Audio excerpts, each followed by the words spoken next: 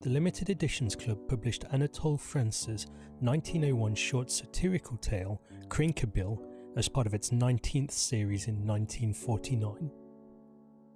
Not unusually, this signed limited edition was also reproduced in a more affordable standard edition by the Heritage Press. Here I'll be taking a look at this Heritage Press edition, which packs a lot of book design into a svelte 69-page volume. The book is presented in a relatively basic maroon slipcase. It is quarter-bound in a coarse natural bookrum with sides covered in a red marbled paper.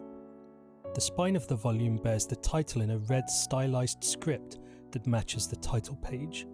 Interestingly, the Limited Editions Club tried and rejected several designs for this title before serendipitously discovering that Bernard Lamotte had painted Crainquebille on the front of the folio containing his illustrations.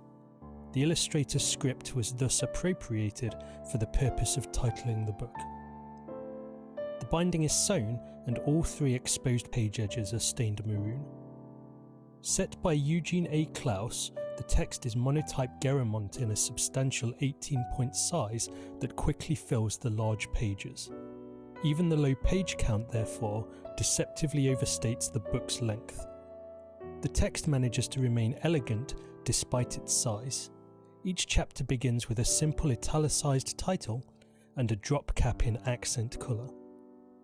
As for the paper, it's a very heavy matte but smooth stock that is quite luxurious, highly opaque, and gives the whole volume a premium feel. Anyone familiar with the George Macy Company's post-war output of French literature should not be too surprised to learn that Crainquebille was illustrated by Paris native Bernard Lamotte. The illustrations are monochrome but bring Lamotte's characteristic expressiveness and, much like his illustrations for Carlyle's The French Revolution, present an atmospheric, sympathetic portrait of the ordinary people of Paris. There are 16 illustrations in total, including the frontispiece. The Limited Editions Club found extant translations to be wanting. We are thus presented with an original translation by Jacques Leclerc, who also provides a short introduction. The brief story is a satire of society and justice. Our simple protagonist, Jérôme Crainquebille, finds himself at the mercy of a seemingly irrational legal process. This is not the dark satire of Kafka, who torments his protagonists with oppressive bureaucracy.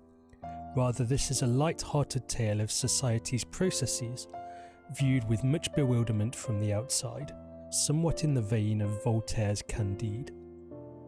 The book ends with a Colophon page that bears a few details of its production.